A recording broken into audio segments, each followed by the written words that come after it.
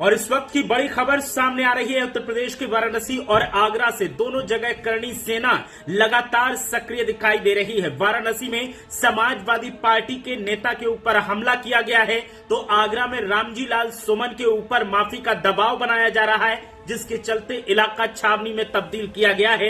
Rapid action force भी तैनात है, पुलिस भी सक्रिय दिखाई दे रही है और खुद अपनी सुरक्षा के लिए रामजी लाल सुमन ने बाउंसर मंगाए हैं। तो इस वक्त की बड़ी खबर उत्तर प्रदेश से। बनारस में आपको बता दें कि करणी सेना की तरफ से समाजवादी पार्टी के नेता के ऊपर हमला किया गया है, जिन्होंने राणा सांगा को लेकर बयान दिया था और बयान के बाद लगातार उन्हें धमकियां मिल रही थी और अब हमले की खबर सामने आ रही है। और जैसे ही हमले की खबर सामने आई, उसके बाद सनसनी का माहौल देखने को मिल रहा है। करणी सेना पर बयान के बाद सपा नेता पर यह हमला किया गया है। 2 हमलावरों को स्थानीय लोगों ने दबोच लिया। पिटाई के बाद हमलावर पुलिस के हवाले कर दिया गया है। घटना को लेकर सपा कार्यकर्ताओं में भारी आक्रोश देखने को मिल रहा है। सपा नेता हरीश मिश्रा के ऊपर वाराणसी में हमला किया गया है। तो बनारस में सपा नेता हरीश मिश्रा के ऊपर हमला किया गया है। उन्होंने करणी सेना को लेकर के अपनी राय दी थी, जिससे करणी सेना के लोग नाराज नजर आ रहे थे। उनके ऊपर हमला किया गया तो स्थानीय लोगों ने कुछ लोगों को दबोच लिया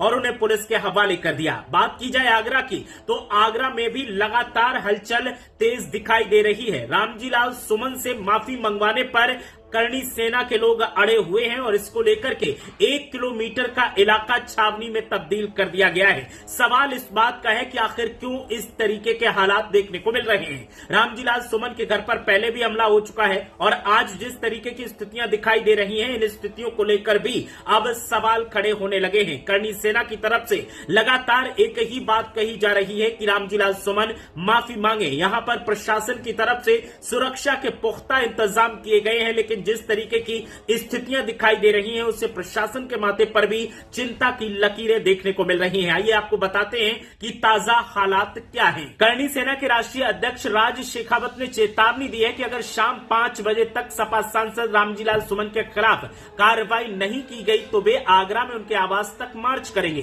करणी सेना की रैली में शामिल होने के लिए शुक्रवार रात से ही अलग अलग जिले और शहरों से लोग पहुंचने शुरू हो गए। इस रैली के लिए लगभग 50,000 स्क्वायर मीटर के खेत को समतल कर सभा में स्थल के तौर पर तैयार किया गया है। हजारों की संख्या में लोग यहां पर पहुंचे हैं और ऐसे में अब यहां पर स्थितियां जो हैं वो काफी गंभीर नजर आ रही हैं। तो करणी सेना लगातार रामजी लाल सुमन से माफी मंगवाने पर अड़ी है और इसको लेकर मुस्तैद प्रशासन है। जानकारी की माने तो रामजी लाल सुमन अभी अपने आवास पर मौजूद हैं। उनके आवास को एकदम छावनी में तब्दील कर दिया गया है।